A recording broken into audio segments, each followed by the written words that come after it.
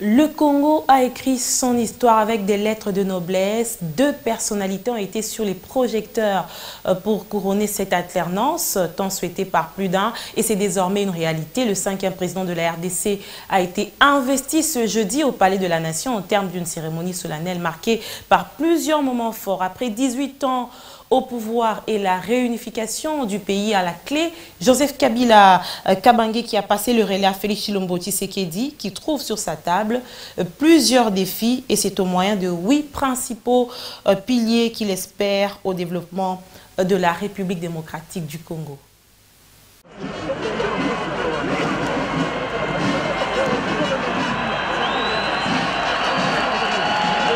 Échange des sièges après prestation des serments du nouveau président de la République, l'image est chargée des symboles sur l'estrade montée au Palais de la Nation.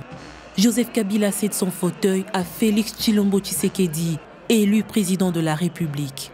Deux hommes au destin particulier et qui ont le mérite d'avoir le privilège de conduire la destinée d'une nation aux dimensions continentales. Une destinée que Joseph Kabila a pilotée pendant 18 années. De 16 ans, le bilan de l'ex-chef de l'État dégage plusieurs points. Et dans ce lot, la réunification d'un pays miné par des rébellions. Son mérite, c'est aussi ce défi relevé, celui d'assurer à la République démocratique du Congo sa première alternance politique légale et pacifique.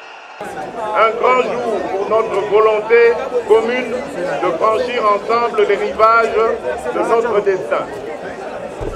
Nous ne célébrons pas la victoire d'un camp contre un autre.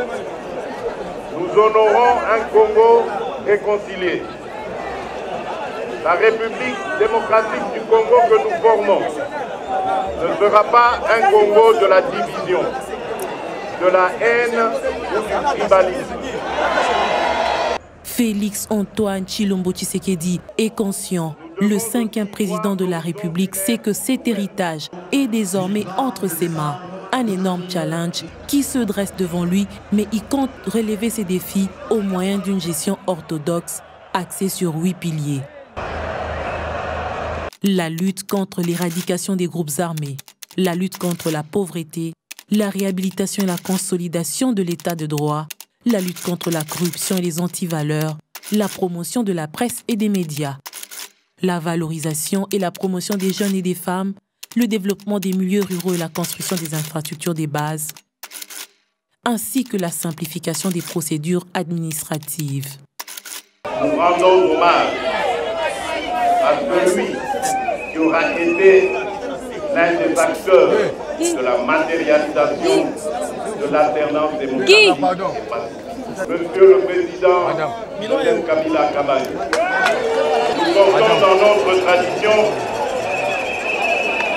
le long combat pour l'émancipation et la souveraineté du peuple congolais par l'instauration d'un véritable état de droit.